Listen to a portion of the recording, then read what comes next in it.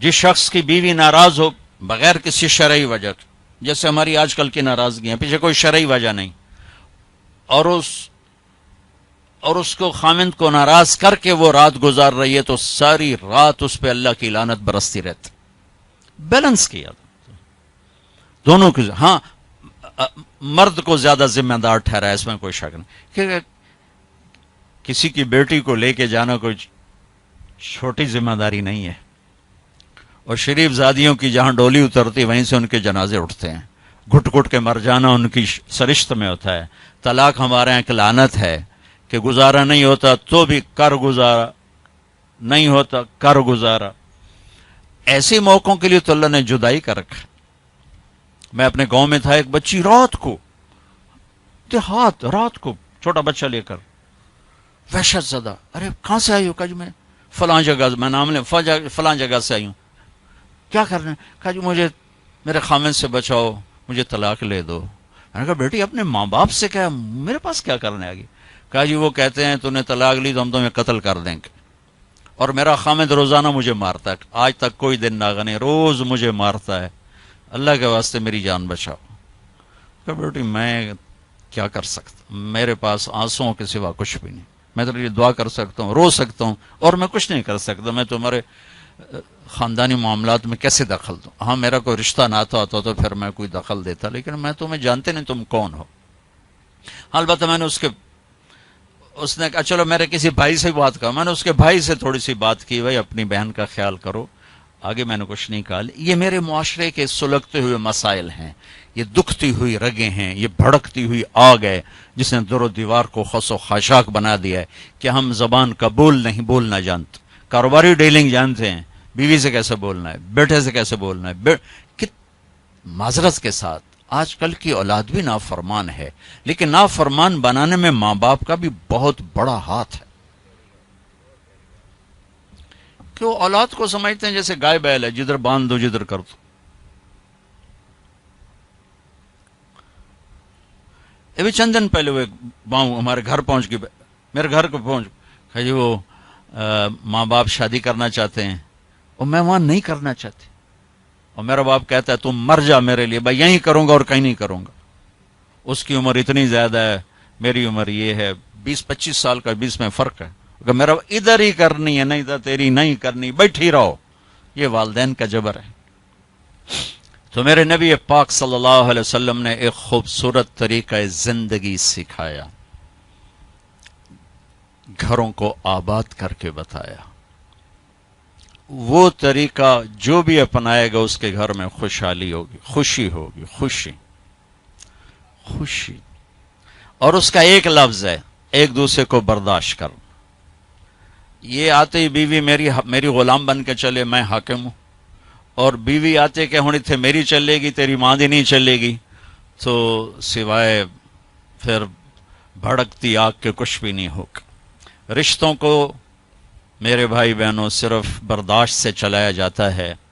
رشتوں پر مسلط ہو کے رشتے آباد نہیں ہوتے. جھکنا پڑتا ہے، سہنا پڑتا ہے، دبنا پڑتا ہے. جو دبنا سیکھے گا اللہ کی قسم اس کی زندگی خوبصورت ہو جائے گی.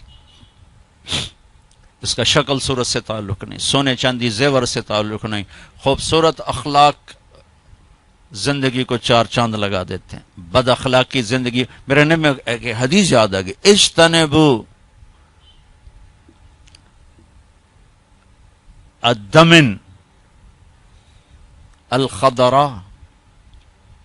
تو آپ کے الفاظ تھوڑا مشکل تھے، تو صاحب نے کہا رسول اللہ، آپ نے کہا الدمن الخضراء سے بچو. یا رسول اللہ دمن خضراء کیا ہوتا ہے؟ آپ نے کہا المرأة الحسنى فی المنبت السوء. بد اخلاق خوبصورت عورت سے بچو، اس کے حسن پہ نہ ریجھ جانا ورنہ زندگی تباہ ہو جائے گی. بد اخلاق سے بچو، بد اخلاق سے بچو.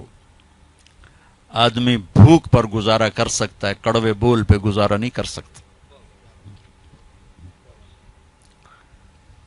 عزت دو ایک دوسرے کو، گھروں کو آباد کرنا، عزت دو. میرے نبی نے عزت دے کر دکھایا. عرب میں جب عورت ناپاکی کی حالت میں ہوتی تھی تو وہ اپنے خامند کے ساتھ نہیں سو سکتی تھی. الگ کر دیا جاتا تھا اسے. حضرت ام سلمہ رضی اللہ تعالیٰ عنہ، حضرت ام سلمہ رضی اللہ تعالیٰ عنہ وہ رات کو اللہ کے نبی کے ساتھ ایک چارپائی پر سوئے ہوئے، تو انہیں محسوس ہوا کہ وہ ناپاکی کی حالت میں چلی گئیں. وہ چھپ کر کے اٹھ گئیں اور جا کر کپڑے تبدیل کر کے ایک طرف ہو. آپ کی آنکھ کھلی، دیکھا ام سلمہ نہیں، دیکھا تو ادھر. اللہ کے نفس تھی، لگتا ہے تجھے مینسز کا، جی ہاں، کہ ادھر میرے پاس ہی آ کے لیٹو. دوبارہ اپنے پاس آ کے ان کو لٹایا. یہ عزت ہے جو میرے نبی نے اپنے گھر والوں کو دی ہے. جہاد کا سفر تھا، جہاد کا، اور قافلہ چلنے لگا.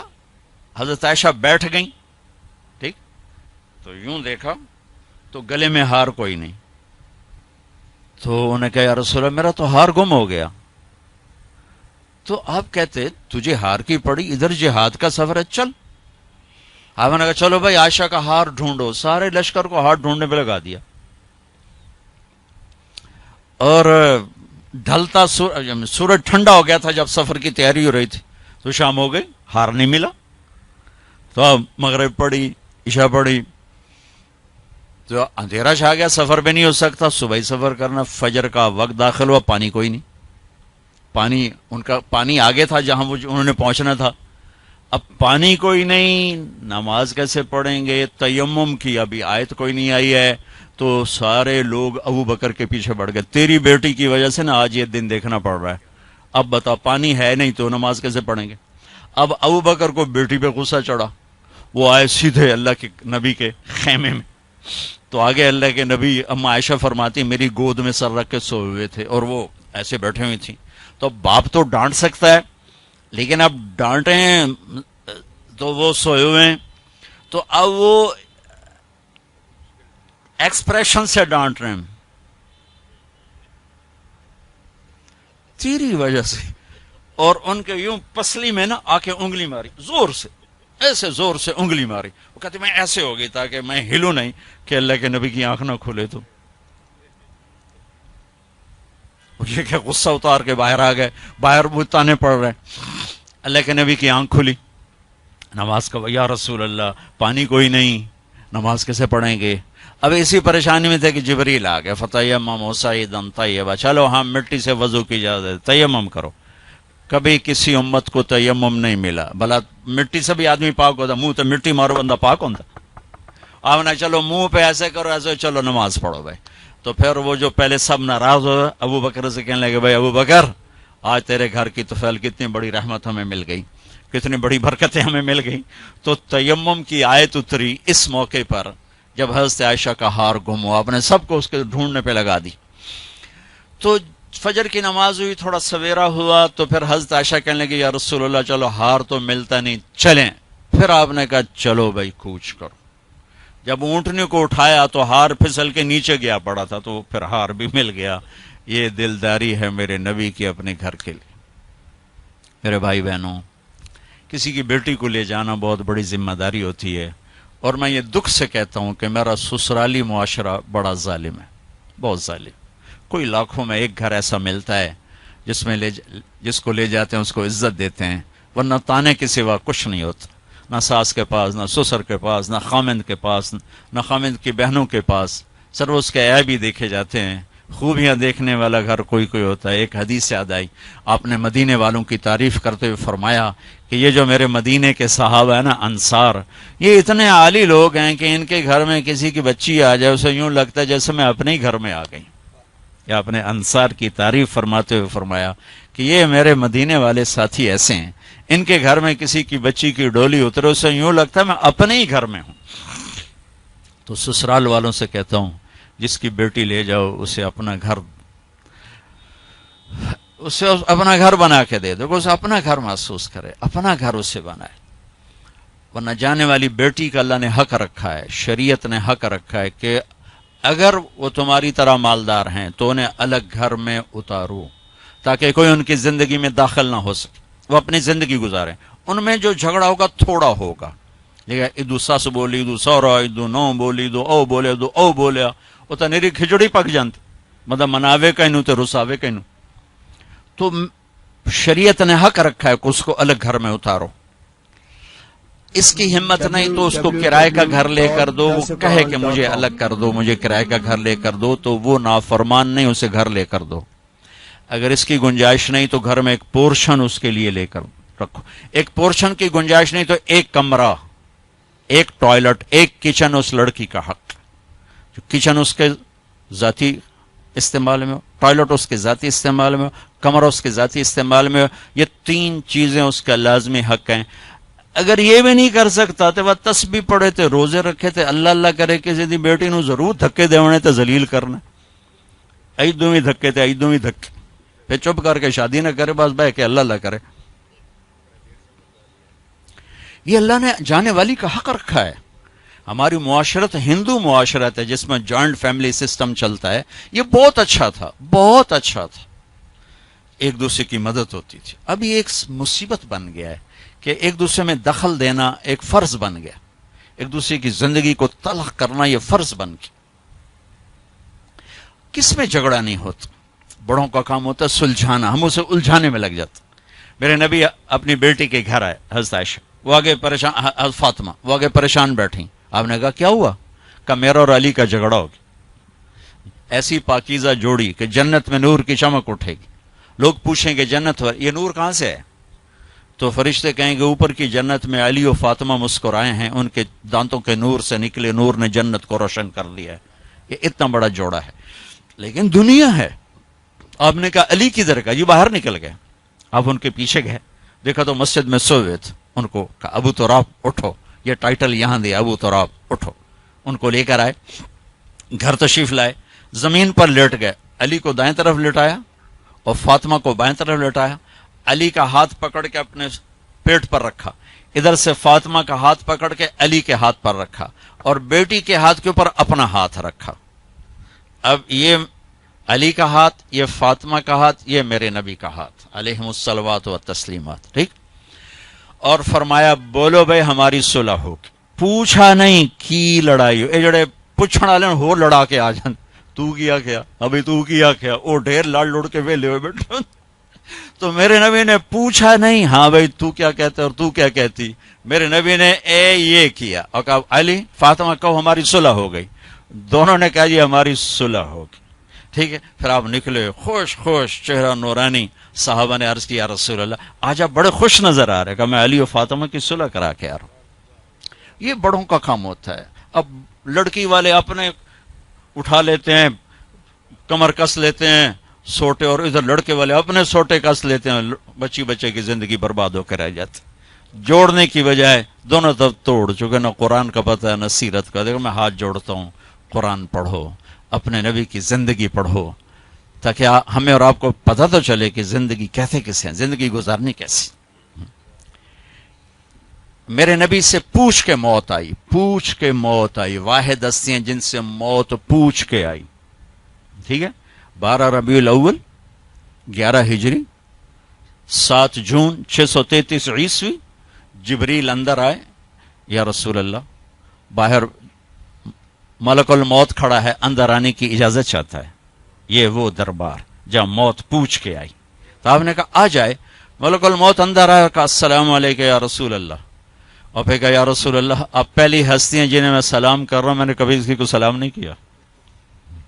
کہ یا رسول اللہ آپ پہلی ہستی ہیں, اللہ نے فرمایا پوچھ کے اندر جانا, بغیر پوچھے نہ جانا. اللہ اکبر. پوچھے گا اللہ ہم میں سے کسی سے. یا رسول اللہ اللہ نے فرمایا آنا چاہیں تو لے آنا, رہنا چاہیں تو چھوڑ کے آ جانا. ٹھیک ہو. اچھا آپ کیسے تھے؟ اما عائشہ ایسے بیٹھی اور آپ اما عائشہ کے سینے پر سر رکھ یہ کیفیت کا.